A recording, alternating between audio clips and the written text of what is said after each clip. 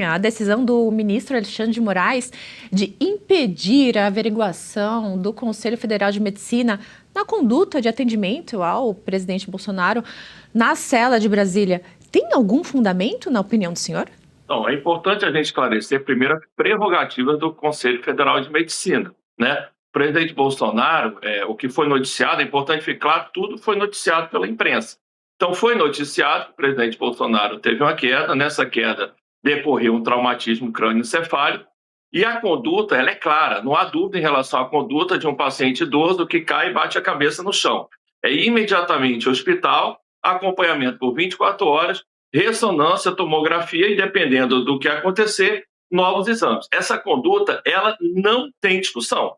Quando nós observamos que a imprensa noticiou, é importante, a imprensa noticiou que não foi essa a conduta tomada pelos médicos que deram na Polícia Federal, nós temos obrigação de ofício, abrir uma sindicância, porque há indícios de infração ética. Ninguém está dizendo que houve infração ética, mas as matérias de jornal colocam como aparentemente aquela conduta inadequada.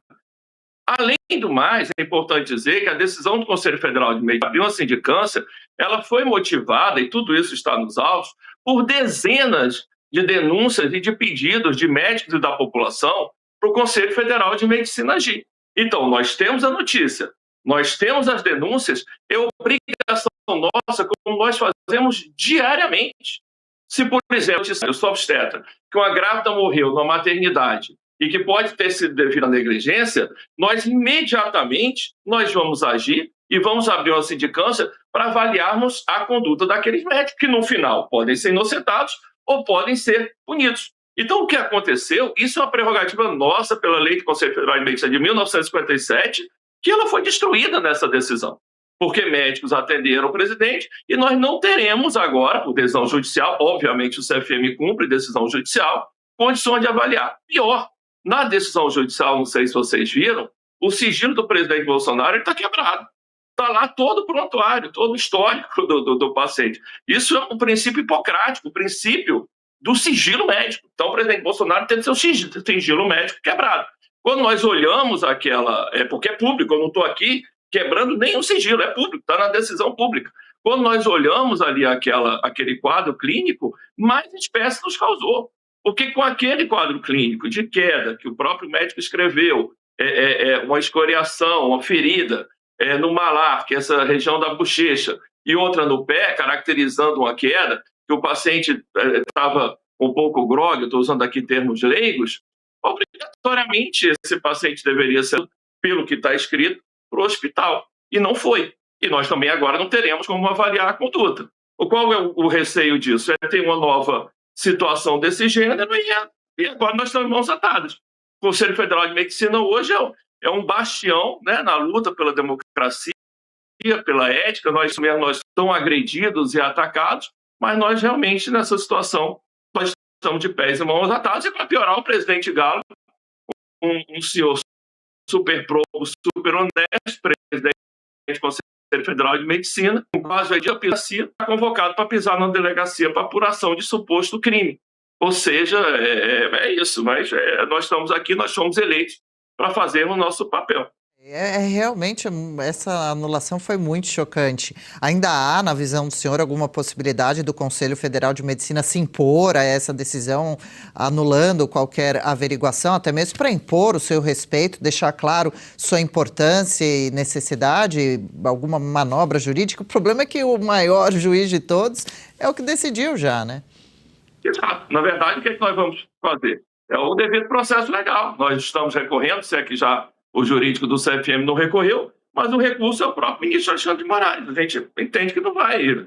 E a gente não tem o que fazer. Então não adianta as pessoas ficarem cobrando. Deveriam cobrar do AB, que até agora se manifestou, deveriam cobrar de outras pessoas. O Conselho Federal de Medicina fez sua parte. Agora, nós somos pessoas normais, não temos foro, não temos absolutamente nada. Nós temos medo, nós podemos ser presos. Eu vou até estar conversando aqui com vocês, daqui a pouco pode vir ordem de prisão por mim, só para eu estar explicando a coisa. Então, assim, é óbvio que isso intimida. Vai dizer que não intimida? Intimida, né? Nós somos pessoas que temos toda uma vida acadêmica, eleitos pelos médicos.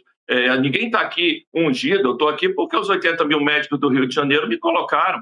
no Conselho Federal de Medicina. E de uma hora para outra pode vir uma canetada e tirar meu mandato, tirar meus empregos, tirar tudo, me colocar na cadeia, bloquear minhas contas. Eu estou falando por mim, mas também por todos. Então, é uma situação muito complicada que a gente está. A gente está, por fazer o certo, o Conselho Federal de Medicina sofreu essa decisão. A gente está muito claro que nós fizemos o certo.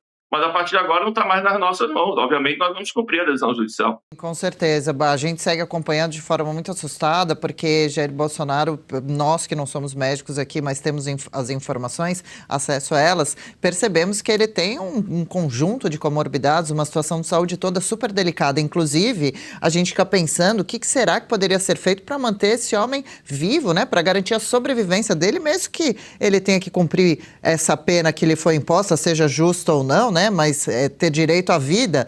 E a ex-primeira-dama Michele falou, inclusive recentemente, numa dessas entrevistas, logo após a queda, que acha que Bolsonaro tinha que ter 24 horas por dia um médico ou enfermeiro ali. E ele fica, na verdade, trancado numa cela, né? O senhor ouviu isso falar? Trancado dentro do quartinho, sem contato com ninguém. Só abrem a porta para dar comida e eventualmente remédio.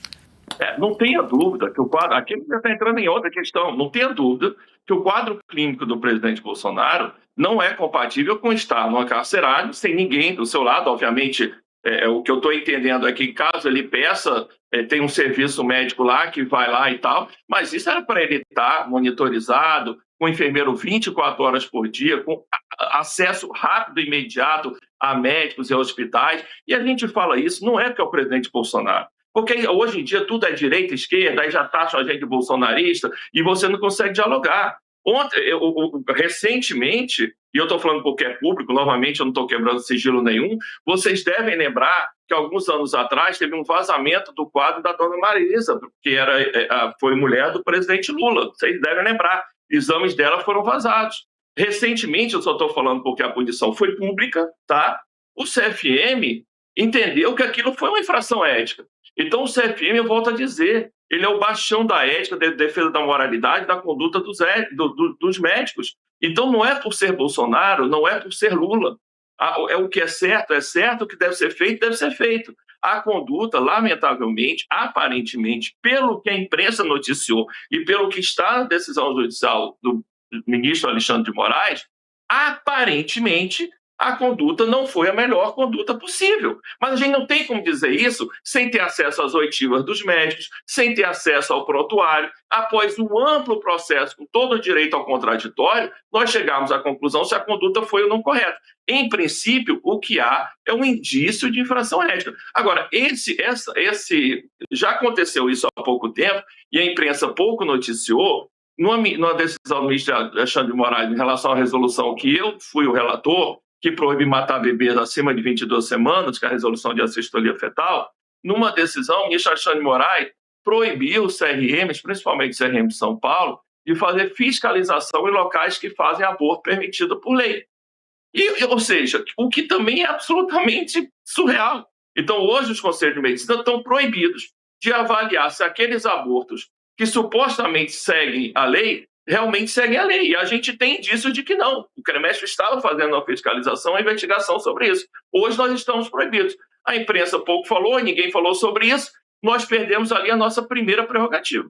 Agora, aparentemente também por essa decisão, nós também não podemos mais fiscalizar médicos da Polícia Federal, que continuam sendo médicos e continuam fazendo atendimento médico. Isso é grave, isso é muito grave. Isso é uma destruição, né, do poder fiscalizatório dos conselhos regional e federal de medicina. Isso coloca em risco, em última análise, a própria sociedade, que a partir de agora a gente não tem fiscalização, né? Então é importante ter Ontem teve uma mobilização muito grande de parlamentares, né, de influenciadores, de pessoas da direita fazendo a defesa do Conselho Federal de Medicina, mas a grande verdade é que mesmo com essa mobilização toda, o CFM ele foi impedido de fazer da forma correta. Então, a partir de agora, não adianta mais cobrar a gente para fazer isso. Tem que cobrar outras entidades, outras instituições, outras pessoas, porque, lamentavelmente, nessa situação, o Conselho Federal de Medicina está proibido de agir. Uma última questão. Mas caso o presidente Bolsonaro venha a morrer sobre os cuidados dos médicos da PF? Quem responde por isso? Pois é, eu não sei te responder. Eu não sei te responder. Porque vai ter que levar para o judiciário analisar. O Conselho Federal de Medicina está proibido de, pelo menos por essa decisão, a gente entende que por essa decisão a gente não pode mais fiscalizar de forma nenhuma essa situação da conduta dos médicos. Volto a repetir, é importante ficar claro.